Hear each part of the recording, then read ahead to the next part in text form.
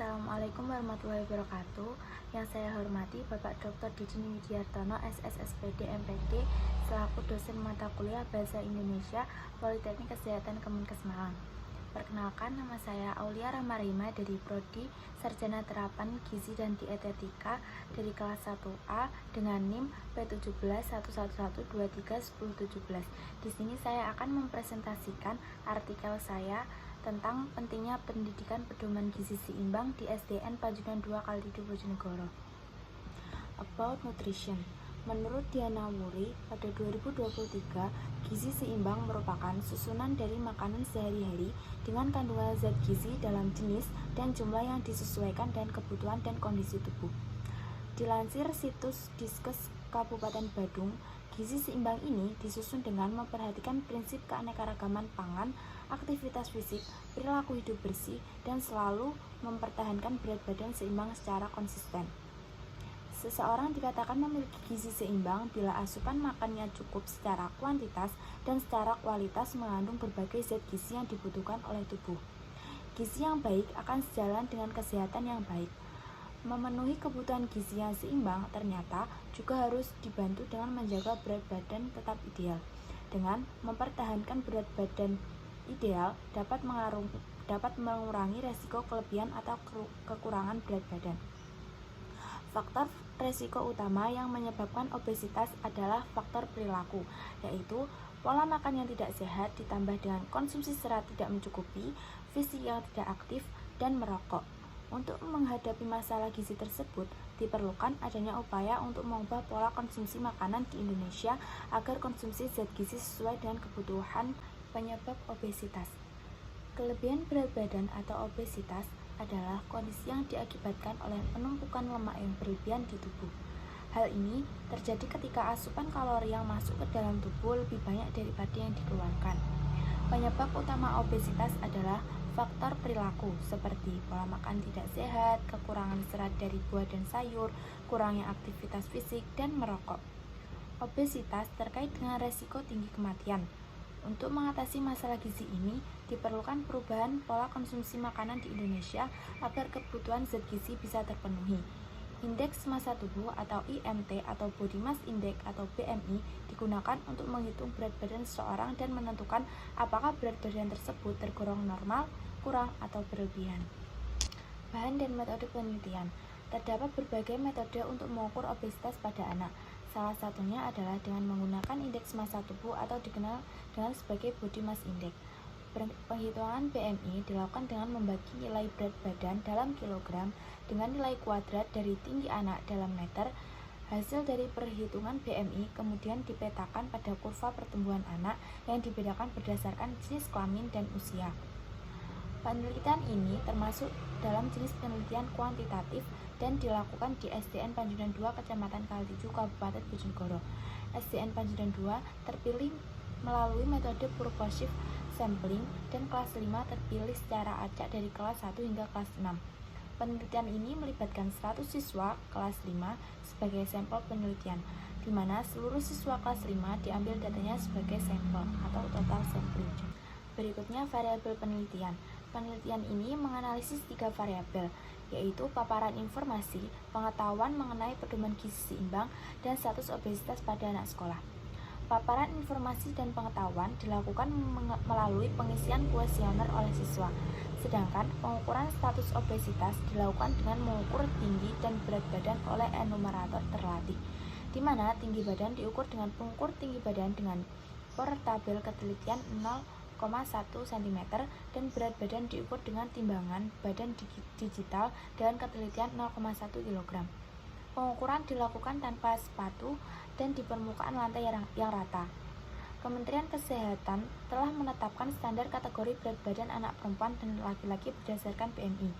Anak perempuan dikategorikan sebagai kurus jika BMI-nya kurang dari 17 kg per meter kuadrat. Normal jika antara 17 hingga 23 kg per meter kuadrat. Kegemukan jika antara 23 hingga 27 kg per meter kuadrat. Dan obesitas jika lebih dari 27 kg per meter kuadrat.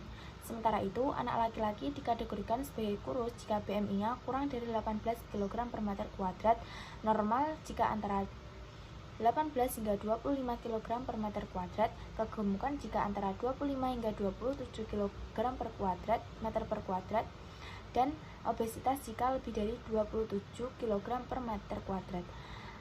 Pertanyaan terkait pengetahuan masing-masing partisipan berjumlah 10, dan nilai pengetahuan dihitung dengan menjumlahkan total jawaban dari 10 pertanyaan tersebut. Selanjutnya, nilai pengetahuan dikategorikan menjadi pengetahuan kurang dari atau sama dengan median dan pengetahuan lebih dari median. Berikut adalah hasil penelitian yang dilakukan di SDN Pacinan 2. Berdasarkan tabel tersebut, sebagian besar siswa belum pernah melihat, membaca, dan menerima informasi terkait dengan pedoman gizi seimbang. Slogan 4 Sehat 5 Sempurna lebih dikenal oleh responden dibandingkan dengan pedoman gizi seimbang. Pada penelitian ini, dari 34 siswa yang pernah terpapar pedoman gizi seimbang, sebagian besar mendapatkan informasi tersebut dari buku. Sebagian kecil siswa mendapatkan informasi dari petugas kesehatan, poster, dan internet. Hal tersebut menunjukkan bahwa kurang optimalnya sosialisasi terkait pedoman gizi seimbang oleh petugas kesehatan serta pihak lain yang terkait. Berikut adalah sumber paparan informasi pedoman gizi seimbang yang didapat di SDN Pacinan 2. Pada buku, sebanyak 58,80% anak, koran 5,90%, brosur 14,70%, petugas kesehatan 2,90%, majalah 5,90%, poster 5,90%, dan internet 5,90%. Berikutnya adalah hasil pengukuran Body Mass Index yang dilakukan di SDN Pacinan 2. Berdasarkan pada tabel tersebut, terdapat 25 siswa yang terdapat pada kategori obesitas atau lebih dari 27 kg per meter kuadrat. Terdapat 25 siswa pada kategori kegemukan, terdapat 35 siswa pada kategori normal, dan terdapat 15 siswa pada kategori kurus. Penelitian ini dilakukan terhadap 100 siswa laki-laki dan perempuan dengan nilai rata-rata BMI adalah 24,8 kg per meter kuadrat. Prevalensi obesitas pada penelitian ini sama dengan prevalensi obesitas anak umur 5-20 tahun di DKI Jakarta, yaitu sebesar 14%. Pembahasan. Dari hasil penelitian didapat bahwa masih sedikit responden yang memiliki pengetahuan tentang pedoman gizi seimbang. Hal ini sejalan dengan penelitian di Kota Medan yang menunjukkan bahwa keterpaparan informasi terkait dengan pedoman gizi seimbang masih sangat sedikit. Penelitian ini sesuai dengan penelitian Dewi dan kawan-kawan pada tahun 2020 di Malang menyatakan bahwa pengetahuan responden tentang pola makan bergizi selama pandemi COVID-19 masih rendah. Namun, berbeda dengan penelitian Kahar dalam Dewi tahun 2020 menyatakan sebanyak 81,5% responden menyatakan memiliki pengetahuan yang baik tentang gizi seimbang. Alasan utama yang menyebabkan rendahnya pengetahuan dan sikap tentang gizi seimbang dalam penelitian ini adalah pendidikan melalui media pendidikan yang digunakan dan cara penyampaian materi pendidikan. Media pendidikan berfungsi untuk mengarahkan indera sebanyak mungkin kepada suatu objek sehingga mempermudah persepsi. Media pendidikan membuat seorang dapat lebih mengerti informasi atau materi yang dianggap rumit menjadi lebih mudah. Kesimpulannya adalah prevalensi kegemukan dan obesitas pada siswa kelas 5 SDN Pacinan 2 Kalidu masih tinggi, yaitu sekitar 25 siswa dari total 100 siswa mungkin mengalami obesitas. Dalam hal paparan informasi dan pengetahuan tentang gizi seimbang, siswa kelas 5 SDN Pacinan 2 juga memiliki pengetahuan yang masih rendah. Dari temuan ini, dapat disimpulkan bahwa terdapat hubungan antara tingkat pengetahuan dengan pedoman gizi seimbang dan kejadian obesitas pada anak. Oleh karena itu, beberapa saran yang dapat diberikan adalah meningkatkan sosialisasi tentang pedoman gizi seimbang kepada anak-anak, serta lebih memperhatikan asupan energi dan zat gizi guna memenuhi angka kecukupan gizi. Untuk mengurangi resiko terjadinya obesitas pada siswa, penting untuk memahami dan memiliki pengetahuan yang baik mengenai betapa pentingnya menjalani gaya hidup yang sehat, sebagian upaya pencegahan obesitas. Selain itu, perlu mempertimbangkan tindakan yang dilakukan dalam kehidupan sehari-hari yang dapat meningkatkan resiko terjadinya obesitas. Sekian dari saya, kurang lebihnya saya mohon maaf. Wassalamualaikum warahmatullahi wabarakatuh.